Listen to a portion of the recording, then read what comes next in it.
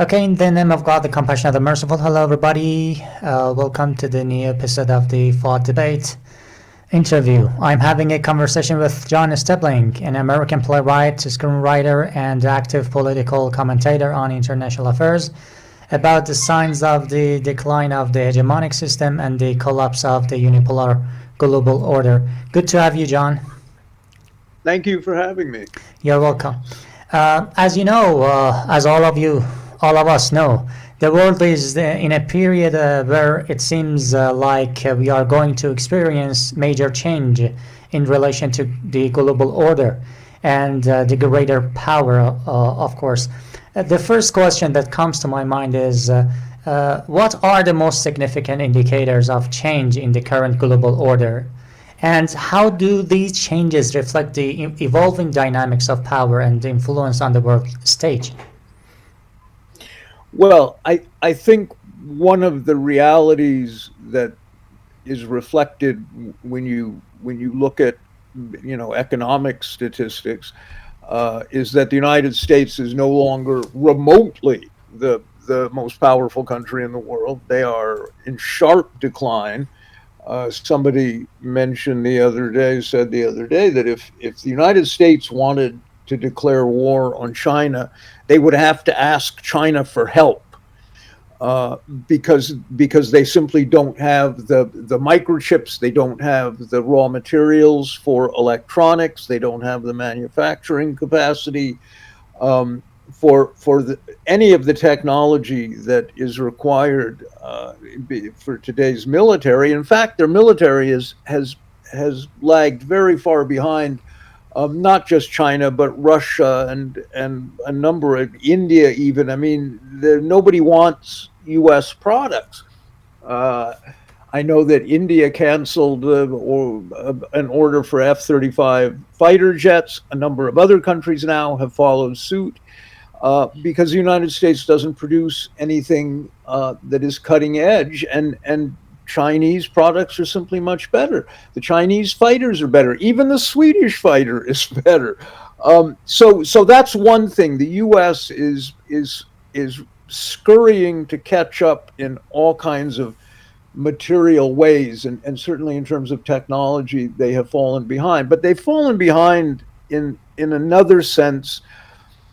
The U.S. used to control the global culture. Everybody imitated American movies. People imitated American style and fashion, and nobody does that anymore. The truth is that change was very rapid, actually. And yes, you will see European and sometimes Asian television shows copying the American template, that U.S. format, but they've done that for 30 years. And you look at television programs all over the world, Africa, South America, everywhere. Really, they're just as good as American shows, and that didn't used to be the case. So you have this shift in the optics of global affairs, and you have seen over the last few years the sort of saber rattling that comes out of Washington. Now with Trump, it has become exaggerated. And nobody's afraid. Russia hasn't been afraid. In fact, it seems to me that Russia has bent over backwards. Putin's a very sharp guy who has a long range kind of strategic mind, I think, and he has the war in Ukraine, the policing action in Ukraine, the denazification, if you will, of Ukraine was over 6-8 months ago. That war was over. That conflict was over.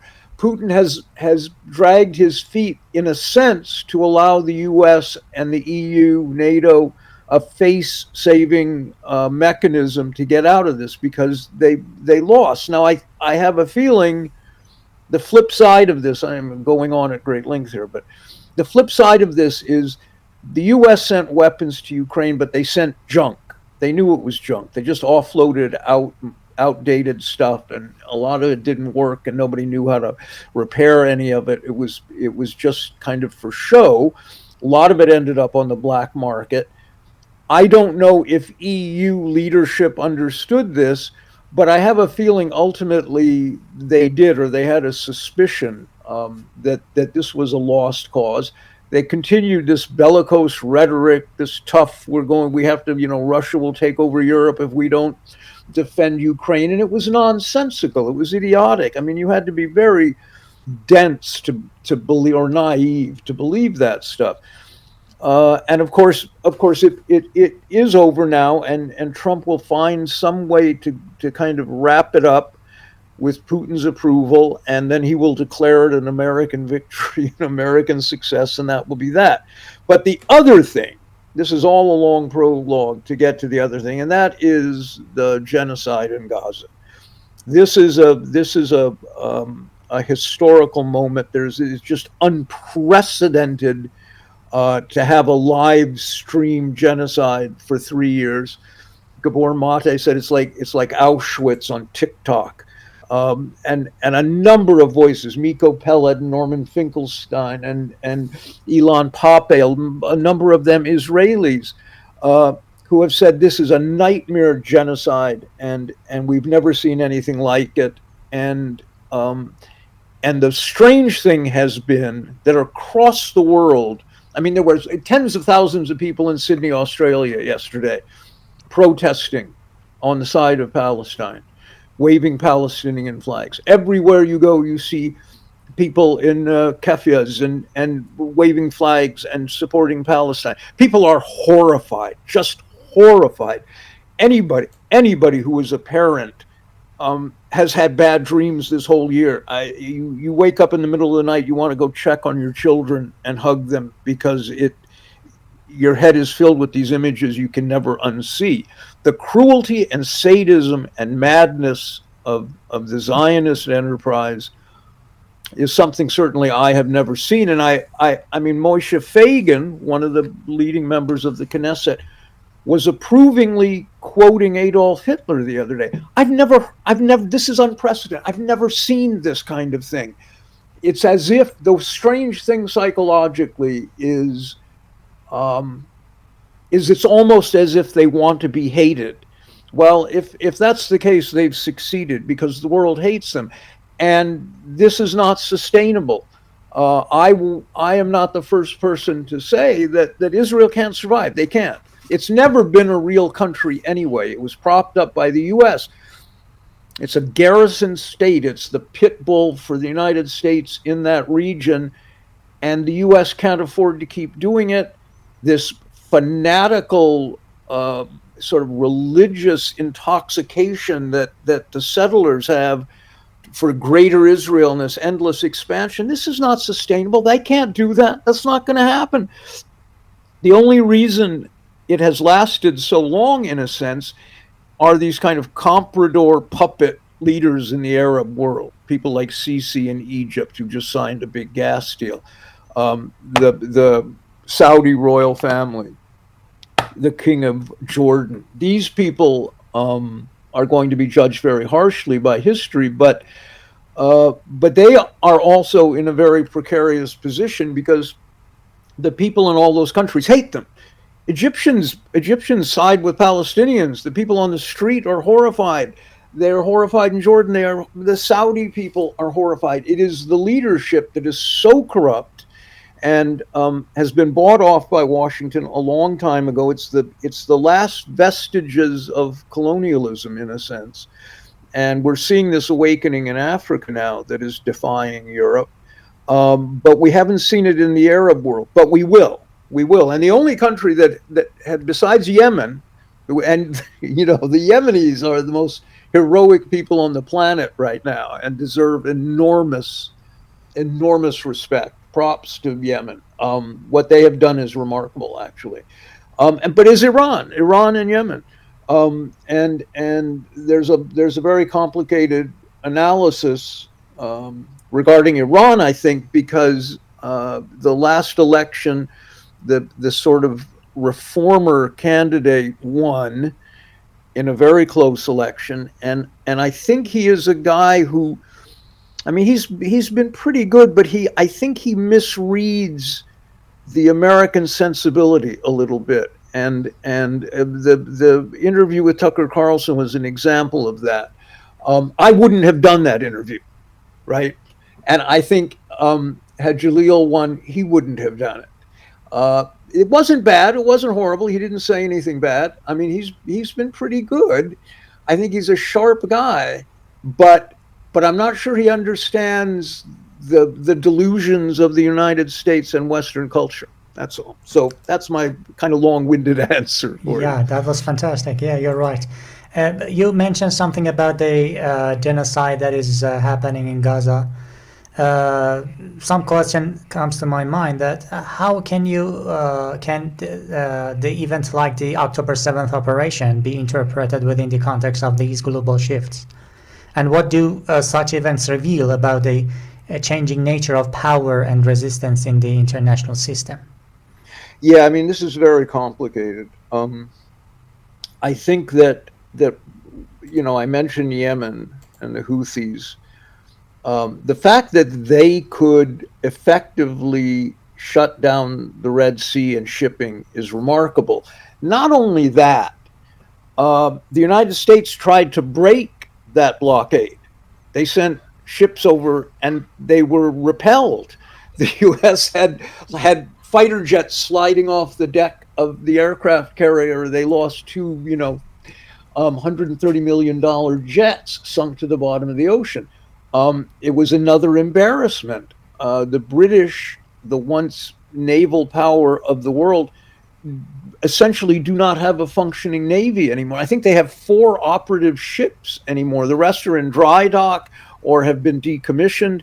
It's an embarrassment, and you see the panic in the West right now. If we're talking about a shift of power, the crackdown on dissent, because it's almost farcical when you see little old ladies and grandmothers arrested in Germany and Great Britain and for protesting this crackdown on free speech. They're not saying anything seditious or strange. They're just saying stop murdering children.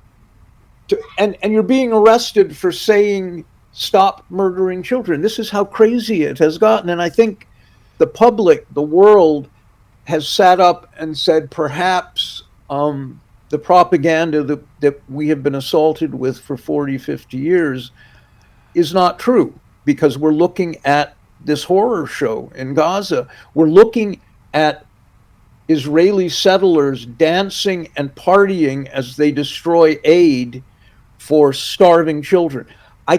There are no words to describe this kind of depravity and madness. They are really quite mad. And as I say, that's not sustainable. So I think that we're starting to very slowly see U.S. leaders, political leaders, all of whom are bought off by the Israeli lobby and a lot of ardent Zionists in office, but there's a lot that aren't. And there are politicians are very slowly in the U.S. waking up to the fact that supporting Israel is not going to get them reelected. They're going to have to find some way to start being critical of people like Netanyahu. And of course, they're going to try to pin everything on Netanyahu. I've said this for a while. They will find a moderate, in quotation marks, a moderate leader to replace Bibi, and blame it all on him. Well, it was Netanyahu's war. And then of course this is not true. It was Israel's war, and 80% of the Israeli public support everything that's happened. So, but that may be the tactic that the West tries here. I don't know. Great. You said some good words about Iran. I can't hear you now. Suddenly. I'm sorry. I muted my voice. Okay, I'm sorry. You're back. Yeah, my bad. I'm sorry. You said some good words about Iran, and I'm just proud of myself as an Iranian person. What role does Iran play in this global transformation, and how does the West Asia region factor actually into the evolving landscape? Actually, I want to say another question. How do regional alliances and conflicts influence broader global changes here? Yeah, this is a very good question, and it's not a simple question. Iran is very important. for a lot of reasons. It's a big country, number one. It's a populous country. Uh, it has always had the perception has always been that Iran is this sovereign, mature. There is a intellectual class in Iran, and even the clerics as well as the politicians are considerably more learned than you find in neighboring countries and so forth. And I think that's all true. Uh, and it Iran has bent over backwards during the IAEA inspections, the JCPOA stuff. Iran did everything that was asked of them. They tried to be as agreeable and transparent as it's probably possible to be. But it doesn't matter. Gaddafi learned that when Gaddafi finally gave the U.S. everything it wanted, trying to stabilize relations, they killed him. And this is a lesson, I think, for the Iranian leadership. Iran has managed to survive, the assassination of Soleimani most recently, nuclear scientists being killed, and so forth. But what has changed is you have this fascistic nationalist, hyper-nationalist in control of India now, in Modi. That has changed a lot of things in that region. India is suddenly it's very hard to read Modi, and the other one, of course, is Turkey. Erdogan is very hard to read because they both say contradictory things. They talk out of both sides of their mouth, as they say. Erdogan, of course, has always been untrustworthy. He has a very precarious hold, really, and he also has a strange kind of aspiration to rebuild the Ottoman Empire or something. Who knows? Modi is just a kind of he's a hyper nationalist, and that's how he got into power. That's his selling. That's the optics for him, and he's like a strong man, and he garnered a huge amount of popularity and a following. Um, in a certain sense, not unlike what Putin did. I mean, Putin, reclaimed Russia from the Yeltsin years and the corruption there, and kicked the oligarchs out. Of course, Russians love Putin. Modi is, perceived a little bit that way, but I think he's far more corrupt and not as intelligent ultimately.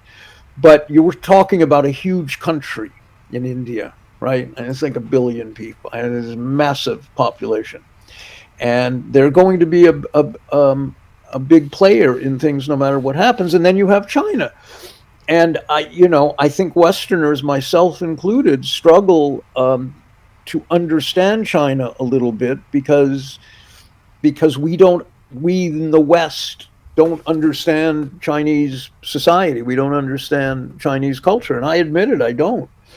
I find them very enigmatic, and it's very hard for me to predict what they're going to do. But they are massively powerful right now. So I think you have Iran and India and China, and in a second tier you have Turkey, and these are going to be the pivotal countries in the next 10 years. Although there's also a general shift to the southern hemisphere. I mean, Brazil is going to be a big factor in the years ahead. Nobody ever talks about Brazil, but they will soon, because again, this is a massive country. And then you have Africa, and we're seeing the radicalizing of African leadership, Traore and people in Niger, Burkina Faso. These countries are kicking out the Europeans. They are defying the West, and they are massively popular among the people. And this is a continent that controls more raw materials than anywhere else. So that's really important. But Iran, this is a country in among its neighbors that is the big brother, and I think sometimes they have more stature than they realize. I'm not sure the Iranian leadership understands fully how they are perceived. There's enormous respect for Iran, and in the sense that they are this kind of big brother that people count on. And they had a revolution. They got rid of the Western puppet, and this is not forgotten, and it's certainly not forgotten in Washington. So the region respects them, and Washington fears them, and that's really true. They do fear them, and of course Israel fears them, and that's why Israel is always going on and on and on about we have to attack Iran, because they know that nothing is possible while Iran is still there. Great. And regarding to your precious words, how would you characterize the transition from unipolarity to multipolarity, and what implications does it have? I think that, it's very hard to predict. I don't pretend to really understand. I mean, we have conflicting agendas. You have non-governmental organizations, NGOs out there and you have these institutional forces like the World Economic Forum and the WHO, and there's quite a few of smaller ones, and this is sort of neoliberal capital. This is Western capital maneuvering, and they had a whole agenda, and you saw it under COVID. The lockdowns were part of that. They want a digital ID. They want a surveillance state. They want absolute control. The problem is, I think those people are slightly delusional, because they actually think that this technology works, and it doesn't. That's the problem. It really doesn't work. I can show you my bank statement each month. There's mistakes on it. If they can't keep my bank account straight, they're not going to be able to control the world. And so there's this agenda of pushing AI, and there's a lot of fear mongering with AI. It's going to be the android overlords will take over the world and overrun us, which is nonsense. But anyway, that was the idea. A single bank, a global currency, some kind of basic income for everybody that would pauperize everybody, and digital ID, and there would be this massive tracking of everybody, and they'd pretend it was for your health and whatnot. But that seems to have failed. It was not popular, and now you see the two things that are very interesting to follow. One is the sort of geoengineering industry, the weather modification stuff, and we're seeing a lot of mistakes and a lot of problems with that because they don't know what they're doing. The second thing has been the climate agenda, which was used as an excuse for these new markets, green markets. And people got tired of that very quickly. And thirdly, this kind of artificial food. We're going to eat bugs. We're going to have 3D printed pork chops and stuff. And it's nonsense, and nobody wants that. Nobody's going to eat bugs. Nobody wants to eat petroleum-made butter. This is Bill Gates and these people. And you have Bezos and Musk and Gates and Peter Thiel and Karp and all of, the tech bro billionaires. And they're slightly delusional and infantile in a lot of ways. And people have rejected that agenda, I think, everywhere. They're going to still try. So that's one thing that's going on. And then the other thing that is going on, I think, is that the Chinese very quietly keep accumulating power, infrastructure. They're building everybody's roads for them, dams for them. And the president of Kenya the other day thanked China for all their help. It infuriated Trump. But so China is a massive factor, but they just go about it very quietly. So I think the World Economic Forum people failed. I think that project is over. I think soon people are going to realize the fear mongering around global warming was largely mythology. And when this war on farming, the war on agriculture, which you're seeing in Europe a lot, that's going to start to make people angry. People will not ultimately accept that. Uh, People love farmers. They love eating real food, and that's not going to change. That they've been doing that for thousands of years, and they're not going to change. So that's a factor too. Great. And for the last question, I don't want to bother you more. I would like to know about the key challenges that lie ahead in this case, in future global order that might happen. I think the most acute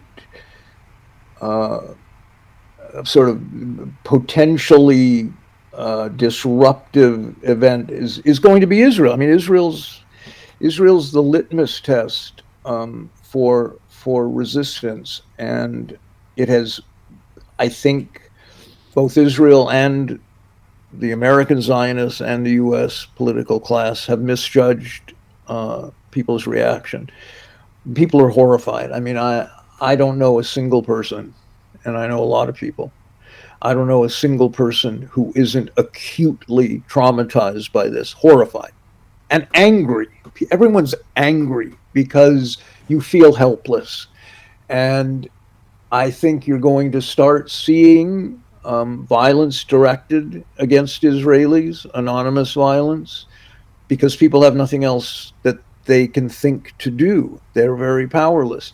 And when you start arresting grandmothers for free speech and calling it hate crimes, again, not sustainable. This is going to be the crucible on which global resistance is sort of coalesces, is forged, and